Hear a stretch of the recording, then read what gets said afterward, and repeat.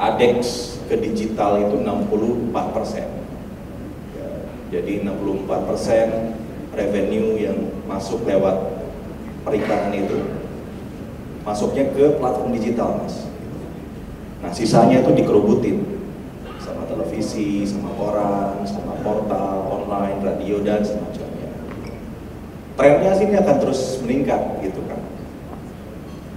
Tapi kita sama-sama sepakat, ya, negara harus hadir, memastikan pilar demokrasi keempat yaitu pers harus terus hidup di Republik ini.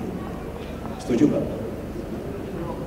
Saya tidak membayangkan dunia kita ke depan tanpa adanya pers.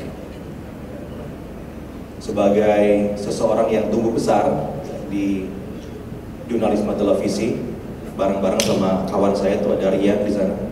Kami masuk sama-sama di Trans TV ya, di tahun yang sama. Saya merasakan betul dampak yang bisa kita lakukan sebagai jurnalis untuk bangsa kita ya. Dan jika karena disrupsi teknologi kita harus hilang, rasanya saya nggak terima. Jadi kita harus berbuat sesuatu ya, untuk memastikan pers itu hidup. Tinggal masalahnya formatnya seperti apa gitu kan. Bagaimanakah televisi harus melakukan adaptasi ataupun juga melakukan transformasi dengan platform yang sekarang memang menjadi suatu keniscayaan, yaitu digital. Ada pendekatan yang menarik ya, tentang transformasi digital media, Kang Heri. Kebetulan itu menjadi salah satu teori yang saya gunakan di disertasi saya kemarin. Namanya media morphosis, ditemukan oleh Fiedler. Jadi Fiedler bilang bahwa perubahan media itu sebetulnya tidak transformatif, tapi evolutif.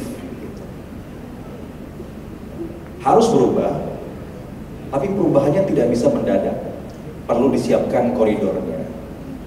Makanya disebut media morphosis. Media morphosis ini ada 3 tahapan. Yang pertama adalah koevolusi disebutnya. Jadi bagaimana media meluruhkan sebagian sifat lamanya untuk masuk ke dalam platform yang baru.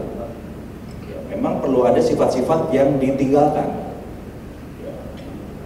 walaupun tidak boleh menurunkan kualitas tadi yang Mas Agus sampaikan. Karena sifat-sifat itu mungkin cost-nya besar gitu. Yang kedua, barangkali tidak lagi relevan dengan pola penonton sekarang yang 2 arah misalnya. Jadi tahap yang pertama disebut dengan koevolusi. Bagaimana meluruhkan sebagian sifat lama dari media lama dan mempertahankan sifat-sifat terbaik dari media tersebut untuk masuk ke tahap selanjutnya yang disebut dengan konvergensi.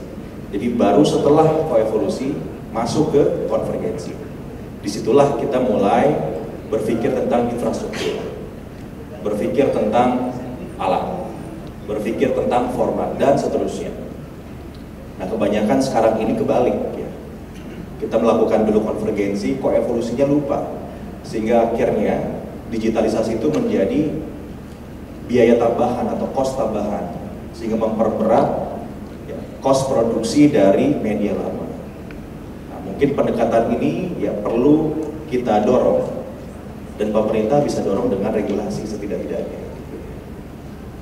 Ke depan kita akan coba kaji ya, regulasi yang bisa memastikan agar kawan-kawan media bisa tetap ya, menunjukkan presence-nya di Republik ini, tapi tanpa harus mempertahankan format yang memang tidak bisa lagi diterima oleh audiens.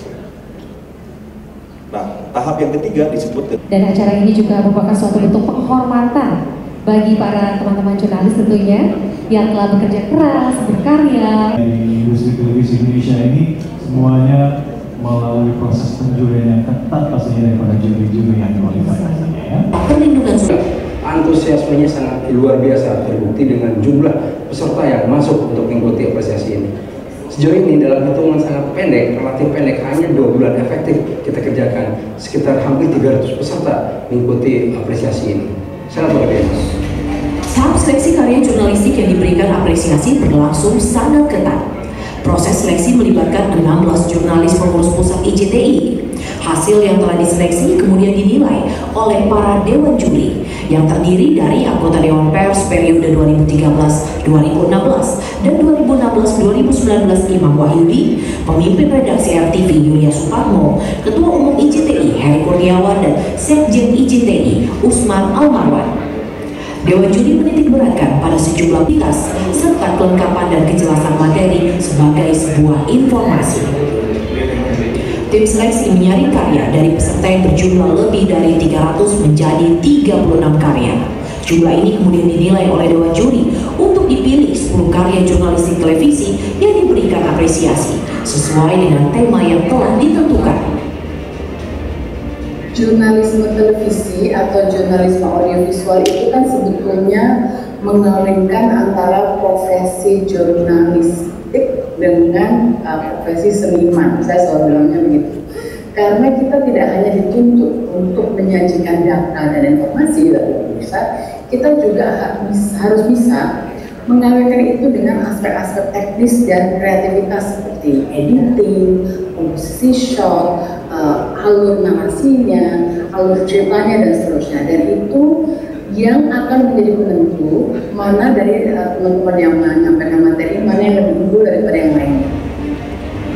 Melalui penghargaan ini, para jurnalis televisi diharapkan bisa lebih bersemangat dalam menciptakan karya-karya jurnalistik berkualitas yang berdampak positif terhadap kemajuan bangsa Indonesia.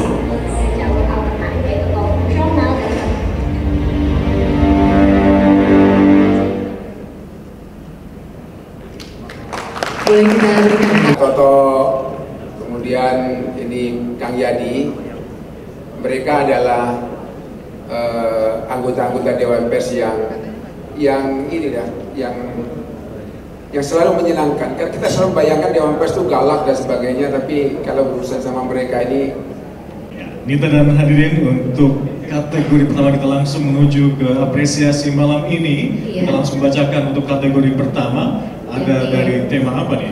apresiasi karya jurnalistik dengan tema infrastruktur, dan penerima apresiasinya adalah RCTI dengan judul Kebut Pembangunan MRT Jakarta. Dan yang kedua adalah tim liputan Indosiar dengan judul Proses Pembangunan IKN. Kepada